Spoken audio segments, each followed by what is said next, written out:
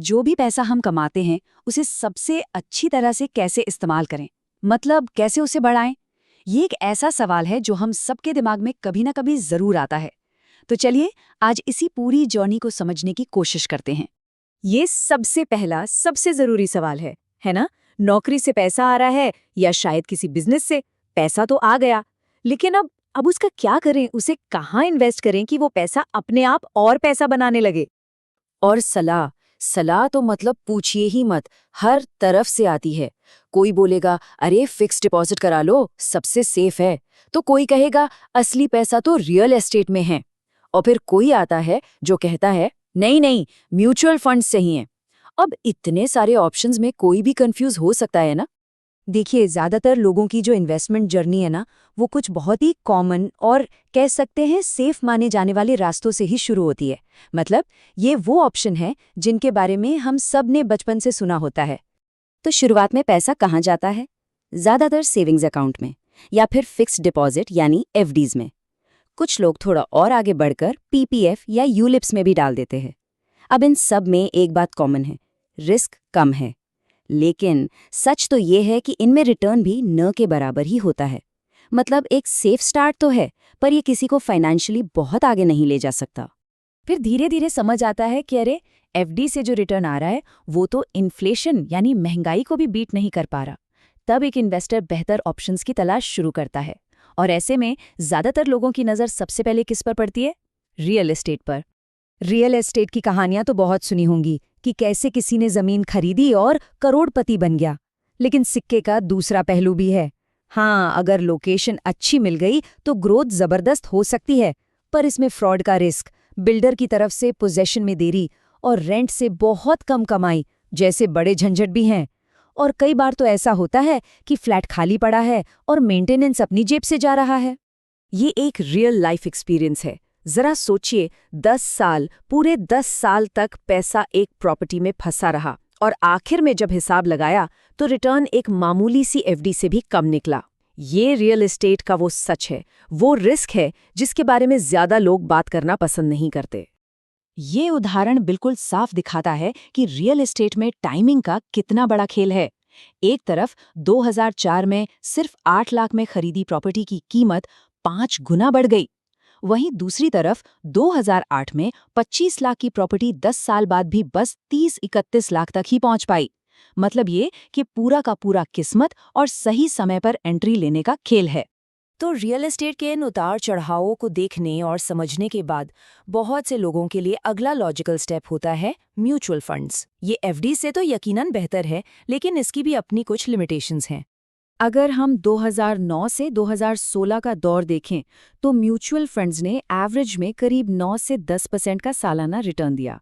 अब ये एफडी से तो कहीं बेहतर है, इसमें कोई शक नहीं। पर सवाल ये है कि क्या ये रिटर्न किसी को फाइनेंशियली फ्री बनाने के लिए काफ़ी है? शायद नहीं। और यहीं पर एक बहुत ही ज़रूरी सवाल उठता है। जब कोई म्यूचुअल फंड में पैसा लगाता है तो होता क्या है? वो अपना पैसा एक फंड मैनेजर के हवाले कर देता है। क्या खरीदना है, कब बेचना है, क्या एनालिसिस करना है, सब कुछ वो फंड मैनेजर कर रहा है। तो फिर असली लर्निंग किसकी हो रही है? इन्वेस्टर के पैसे पर सीख कौन रहा है? इन्वेस्टर खुद या फंड मैनेजर? तो देखिए, सबसे बड़ी बात यह है कि इन्वेस्टर अपनी फाइनेंशियल जर्नी का कंट्रोल किसी और को दे देता है। उसकी अपनी कोई लर्निंग नहीं होती। उसके पास बस 2 ही बटन होते हैं, या तो और पैसा डालो या पैसा निकाल लो। असली ड्राइविंग सीट पर वो नहीं बैठा होता। और बस यहीं पर आता है वो आहा मोमेंट, जब ये रियलाइजेशन होता है कि असली फाइनेंशियल प्रोग्रेस जो है वो एक्टिव लर्निंग से जुड़ी हुई है।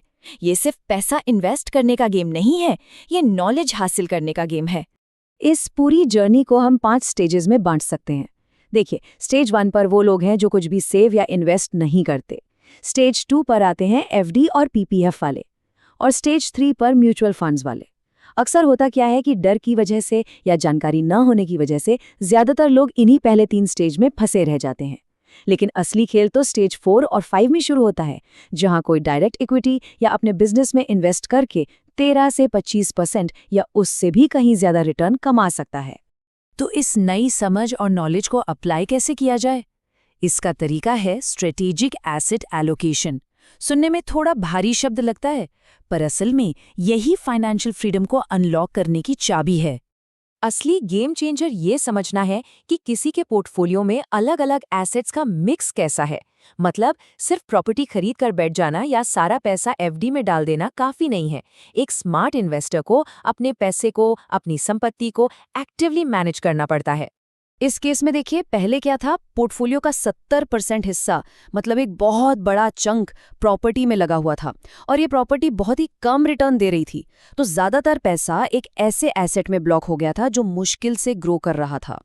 लेकिन फिर रीबैलेंसिंग के बाद देखिए तस्वीर कैसे बदल गई। प्रॉपर्टी से पैसा निकाला गया और उसे हाई ग्रोथ एरिया यानी कि इक्विटी में शिफ्ट कर दिया गया। अब पोर्टफोलियो का 50% हिस्सा इक्विटी में है, जहां से कहीं ज्यादा रिटर्न मिल रहा है। और इसका नतीजा जबरदस्त। जहां 40 लाख की प्रॉपर्टी से साल का सिर्फ 1.2 लाख रुपए आ रहा था, वहीं उसी 40 लाख को जब 15% रिटर्न देने वाली इक्विटी में लगाया गया तो सालाना इनकम बढ़कर 6 लाख हो गई, सीधा 5 गुना ज्यादा। ये है पावर एक्टिव मैनेजमेंट की। तो आखिर में यही तो है फाइनेंशियल फ्रीडम। ये वो स्टेज है जब किसी को पैसे के लिए काम करने की जरूरत नहीं पड़ती, क्योंकि उसके इन्वेस्टमेंट से ही इतनी इनकम आ रही है कि सारे खर्चे आराम से निकल जाएं। और ये मंजिल सिर्फ पैसा बचाने से नहीं मिलती, ये मिलती है एक्टिवली सीखने से और अपने पैसे को स्मार्टली मैनेज करने से। तो आज की ये चर्चा यहीं खत्म करते हैं, लेकिन एक सवाल के साथ। फाइनेंशियल नॉलेज के इन 5 स्टेजेस में से कोई भी व्यक्ति खुद को कहाँ पाता है? और इससे भी जरूरी सवाल कि यहाँ से अगला कदम क्या होना चाहिए।